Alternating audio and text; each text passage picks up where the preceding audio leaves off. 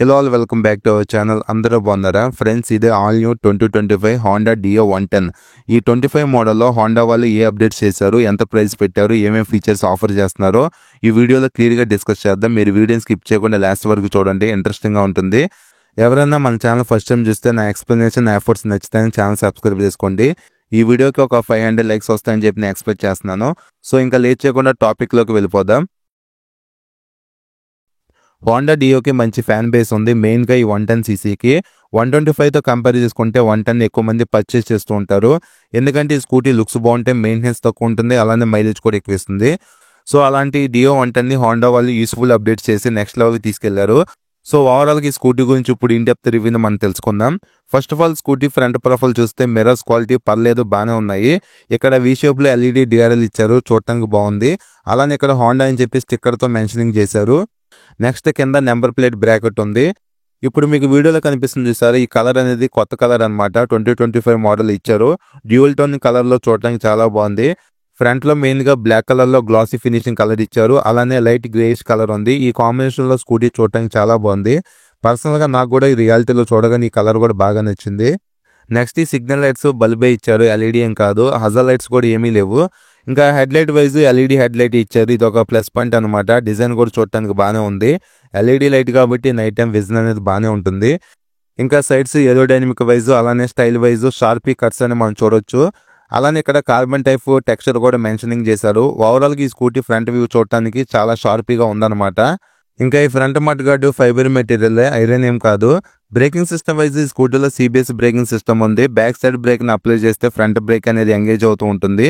So ఇదే CBS system అంటే.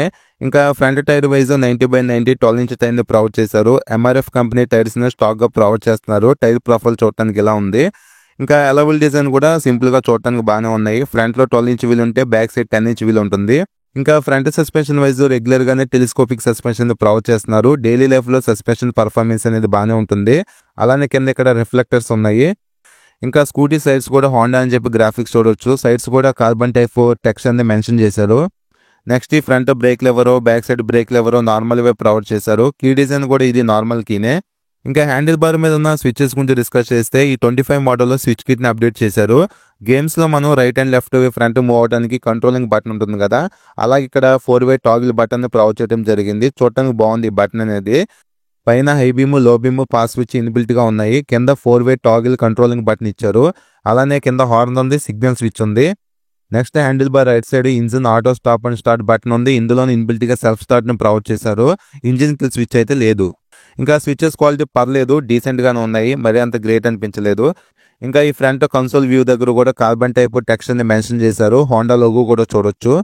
Next console గురించి డిస్కస్ చేస్తే 4 ఇంచ్ టీఎఫ్టీ కలర్ కన్సోల్ని డియో 110లో కొత్తగా యాడ్ చేశారు. ఇదే కన్సోల్ SP 125లో కూడా చూడొచ్చు. పైన right and left signal indication lights ఉన్నాయి, మాల్ ఫంక్షన్ లైట్ ఉంది. కింద ఇక్కడ స్పాట్లో కనిపిస్తుంది కదా, ఇది సెన్సార్ అనమాట. ఈ సెన్సార్ ఏం చేస్తుందంటే మీరు స్కూటీని రైడ్ చేసే కండిషన్ బట్టి కన్సోల్ బ్రైట్నెస్ని అడ్జస్ట్ చేస్తుంది. మీరు డే టైంలో స్కూటీని రైడ్ చేస్తూ ఉంటే కన్సోల్ని వైట్ కలర్లో ఉంచుతుంది, నైట్ టైం రైడ్ చేస్తూ ఉంటే కన్సోల్ని బ్లాక్ కలర్లో ఉంచుతుంది. సో ఈ సెన్సార్ ఇలా యూస్ఫుల్ అవుతుంది. ఇంకా కన్సోల్ లోపల ఎకో మోడ్స్ చూపిస్తుంది, ఆర్పిఎం మీటర్ ఉంది, ఫ్యూల్ గేజ్ ఉంది, ఓడ్ అండ్ ట్రిప్ మీటర్స్ ఉన్నాయి, టైం ఉంది, స్పీడ్ చూపిస్తుంది. అదర్ ఫంక్షన్స్ని ఇక్కడ మీరు ఆపరేట్ చేసుకోవచ్చు. ఫ్యూల్ ఆప్షన్లోకి వెళ్తే ఇక్కడ రేంజ్ కూడా చూపిస్తుంది. ఇది ఒక గుడ్ ఫీచర్ అనమాట. అలానే ట్రిప్ బి మీటర్స్లో మీరు తిరిగిన రీడింగ్ మొత్తం ఇక్కడ చెక్ చేసుకోవచ్చు. సెట్టింగ్స్ ఆప్షన్లోకి వెళ్తే ఫంక్షన్, డిస్ప్లే, జనరల్, సర్వీస్ అని చెప్పి 4 ఆప్షన్స్ ఉన్నాయి. డిస్ప్లేలోకి వెళ్తే display type, brightness, theme, favourite information అని చెప్పి ఇంకో 4 ఆప్షన్స్ ఉన్నాయి. ఫేవరెట్ ఇన్ఫర్మేషన్లోకి వెళ్తే fuel consumption, average fuel, instant fuel economy మొత్తం ఇక్కడ మీరు చెక్ చేసుకోవచ్చు. థీమ్ ఆప్షన్లోకి వెళ్తే కన్సోల్ మీకు డార్క్ మోడ్లో కావాలా, లైట్ మోడ్లో కావాలా ఇక్కడ అడ్జస్ట్ చేసుకోవచ్చు, లేదా ఆటోలో కూడా మీరు పెట్టేసుకోవచ్చు. బ్రైట్నెస్ ఆప్షన్లోకి వెళ్తే కన్సోల్ బ్రైట్నెస్ని మీరు మాన్యువల్గా అడ్జస్ట్ చేసుకోవచ్చు, లేదా ఆటోలో పెట్టేసినా అడ్జస్ట్ అయిపోతూ ఉంటుంది. ఇంకా డిస్ప్లే టైప్లోకి వెళ్తే బారు, సింపుల్ అని చెప్పి 2 ఆప్షన్స్ ఇచ్చారు. జనరల్ ఆప్షన్లో డే టు టైమ్ని సెట్ చేసుకోవచ్చు, యూనిట్స్ కూడా చెక్ చేసుకోవచ్చు. సర్వీస్ ఆప్షన్లోకి వెళ్తే స్కూటీ మెయింటెనెన్స్ గురించి టోటల్ ఇన్ఫర్మేషన్ ఇక్కడ చెక్ చేసుకోవచ్చు. ఆయిల్ చేంజ్ గురించి, సర్వీస్ వార్నింగ్స్ గురించి, బ్యాటరీ వోల్టేజ్ గురించి, సర్వీస్ టైం పీరియడ్ గురించి మొత్తం ఇక్కడ మీరు తెలుసుకోవచ్చు. అలానే సిస్టమ్ ఇన్ఫర్మేషన్లోకి వెళ్తే సాఫ్ట్వేర్ వర్షన్ చూపిస్తుంది. ఫైనల్గా ఫంక్షన్ ఆప్షన్లోకి వెళ్తే ట్రిప్ని రీసెట్ చేసుకోవచ్చు, అలానే ఎకో ఇండికేటర్ కూడా సెట్ చేసుకోవచ్చు. ఈ కన్సోల్లో బిగ్గెస్ట్ మైనస్ ఏంటంటే బ్లూటూత్ కనెక్టివిటీ సపోర్ట్ లేదు, నావిగేషన్ లేదు, అలానే మ్యూజిక్ కంట్రోల్స్ కూడా లేవు. ఇలాంటి అడ్వాన్స్డ్ ఫీచర్స్ మొత్తం SP125లో ఉంటాయి కదా, ఈ డియో 110లో ఇవ్వలేదు. సో ఎలాగో కలర్ కన్సోల్ ఇచ్చారు కాబట్టి ఇలాంటి అడ్వాన్స్డ్ కనెక్టివిటీ ఫీచర్స్ కూడా ఇచ్చుంటే బాగుంది అనిపించింది నాకు. కాస్ట్ కటింగ్ కోసం వీళ్ళు తీసేశారు అనుకుంటా. నెక్స్ట్ కీ ప్లేస్మెంట్ సిస్టమ్ మొత్తం ఇక్కడ ప్రొవైడ్ చేశారు. ఫ్యూల్ సీట్ ఇక్కడ మీరు డైరెక్ట్గా ఓపెన్ చేసుకోవచ్చు. అలానే రైట్ అండ్ లెఫ్ట్ గ్లోబాక్స్ స్పేస్ కూడా ప్రొవైడ్ చేస్తున్నారు. జస్ట్ మీరు రైడింగ్లో వాటర్ బాటిల్స్, మొబైల్ ఫోన్స్ని క్యారీ చేసుకోవచ్చు ఈ స్పేస్లో. సో గ్లోబాక్స్ స్పేస్ ఉంది కాబట్టి ఇది ఒక ప్లస్ పాయింటే. నెక్స్ట్ కొత్తగా Type-C ఛార్జింగ్ పోర్ట్ని ఇచ్చారు. స్కూటీ నుండి మొబైల్ని ఛార్జ్ చేసుకోవచ్చు. ఎమర్జెన్సీ సిచ్యువేషన్లో బాగా యూస్ఫుల్ అవుతుంది. అలానే 2 లగేజ్ క్యారియర్ హుక్స్ని ప్రొవైడ్ చేస్తున్నారు. ఫ్రంట్లో ఒకటి ఉంటుంది, సీట్ కింద ఇంకో లగేజ్ క్యారియర్ హుక్ ఉంటుంది. టోటల్గా 2 ఇచ్చారు అనమాట. ఇంకా ఈ స్కూటీలో బ్యాటరీ కంపార్ట్మెంట్ మొత్తం కూడా ఈ లెగ్ బోర్డ్ స్పేస్ దగ్గర ఉంటుంది. లెగ్ బోర్డ్ స్పేస్ అయితే నేను 5'10" హైట్ ఉంటాను. చెక్ చేసుకున్నప్పుడు స్పేసెస్ కనిపించింది. మీరు కూడా ఒకసారి షోరూమ్కి వచ్చి చెక్ చేసుకోండి. కంఫర్ట్ పైన మీకు ఒక ఐడియా అనేది ఉంటుంది. ఇంకా ఈ స్కూటీలో సింగిల్ లాంగ్ సీట్ని ప్రొవైడ్ చేశారు. సీట్ కంఫర్ట్ వైజ్ ఎటువంటి ప్రాబ్లం లేదు, బాగానే ఉంది. ఫ్యామిలీ వైజ్ కూడా మీరు హ్యాపీగా యూజ్ చేసుకోవచ్చు. అలానే సీట్ గ్యాబ్రెల్ కూడా స్టైలిష్గా ఉంది. పిల్లన్ కూడా హోల్డ్ చేసే విధంగా ఉంది. ఇది ఒక ప్లస్ పాయింటే. నెక్స్ట్ ఇక్కడ ఫ్యూల్ క్యాప్ పైన కూడా కార్బన్ టైప్ టెక్స్ట్ అని మనం చూడొచ్చు. స్కూటీలో చాలా ప్లేసెస్లో కార్బన్ టైప్ టెక్స్ట్ అని మెన్షన్ చేశారు. అలానే టైల్ సెక్షన్ మొత్తం చూడటానికి ఇలా ఉంది. టైల్ లైట్ మాత్రం బల్బే, LED ఏం కాదు. అలానే నెంబర్ ప్లేట్ విజిబుల్ అవడానికి నైట్ టైం లైట్ కూడా ఉంది. ఓవరాల్గా స్కూటీది బ్యాక్ సైడ్ వ్యూ చూడటానికి ఇలా ఉంది, స్పోర్టియర్గా. ఇంకా పిల్లన్కి ప్లాస్టిక్ ఫుట్ రెస్ట్ ఉంది. మెటల్ ఇచ్చుంటే బాగుండేది. అలానే డియో అని చెప్పి పెద్దగా స్టిక్కర్తో మెన్షనింగ్ చేశారు. ఈ పార్ట్ మొత్తం కూడా ఫైబర్ మెటీరియల్లే. ఇంకా సైలెన్సర్ డిజైన్ చూడటానికి ఎలా ఉంది. నెక్స్ట్ ఈ స్కూటీ మెయిన్ హార్ట్ అయిన ఇంజిన్ గురించి డిస్కస్ చేస్తే కిక్ స్టార్ట్ని ఇన్బిల్ట్గా ప్రొవైడ్ చేస్తున్నారు. ఇది ఒక ప్లస్ పాయింట్ అనమాట. ఇంకా ఇంజిన్ టెక్నికల్ డీటెయిల్స్ చూస్తే single cylinder 4-stroke 2 valves 109.51 cc fan cooled SI engine use చేశారు. పవర్ ఏమో 7.80 bhpను, టార్క్ 9.03 Nm ఇంజిన్ ప్రొడ్యూస్ చేయగలదు. బెల్ట్ డ్రైవ్ మీద స్కూటీ రన్ అవుతుంది. అలాంటి గేర్స్ ఉండవు, ఆటోమేటిక్ క్లచ్ అనేది ఉంటుంది. ఇంకా పర్ఫార్మెన్స్ వైజ్ గుడ్ పర్ఫార్మెన్స్ ఉంటుంది. యాక్టివా 110లోని డియో 110లోని సేమ్ ఇంజిన్ ఉంటుంది. కానీ మీకు రియాలిటీలో రైడ్ చేస్తే డియోని మీకు పర్ఫార్మెన్స్ అనేది ఎక్కువ ఉంది అనిపిస్తుంది. బికాజ్ ఈ స్కూటీ డిజైన్ మొత్తం స్పోర్టియర్గా ఉంటుంది. అలానే యాక్టివాతో కంపేర్ చేసుకుంటే టార్క్ కూడా ఎక్కువ ఉంటుంది కాబట్టి మీకు బెటర్ పర్ఫార్మెన్స్ అనేది ఈ డియో 110లోని ఫీల్ అవుతూ ఉంటారు. ఇంకా ఈ స్కూటీలో ఎడిషనల్గా engine auto stop and start ఫీచర్ని ప్రొవైడ్ చేశారు. ట్రాఫిక్లో ఫ్యూల్ సేవ్ చేసుకోవచ్చు. అలానే స్కూటీలో ESP టెక్నాలజీ కూడా ఉంది, ఎన్హాన్స్డ్ స్మార్ట్ పవర్ అని.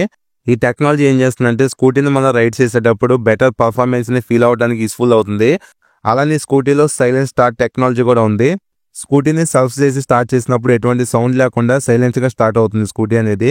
సో ఇది ఓవరాల్గా ఇంజిన్ డిపార్ట్మెంట్ గురించి.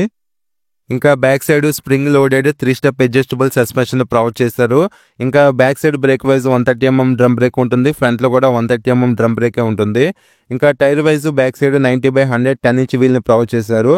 ఫ్రంట్లో 12" వీల్ ఉంటే బ్యాక్ సైడ్ 10" వీల్ ఉంటుంది. బ్యాక్ సైడ్ టైర్ ప్రొఫైల్ చూడటానికి ఇలా ఉంది. ఇంకా internal storage wise boot light ఒకటి ఇవ్వట్లేదు, అదొకటి మైనస్ అనిపించింది. ఈజీగా ఒక ఫుల్ ఫేస్ హెల్మెట్ అనేది బూట్ స్పేస్లో పడుతుంది. అలానే ఫ్యూల్ ఫిల్లింగ్ కూడా ఇంటర్నల్ ఇవ్వకుండా ఎక్స్టర్నల్ ఇచ్చారు. ఇది ఒక ప్లస్ పాయింట్. ఈజీగా ఫ్యూల్ ఫిల్ చేసుకోవచ్చు.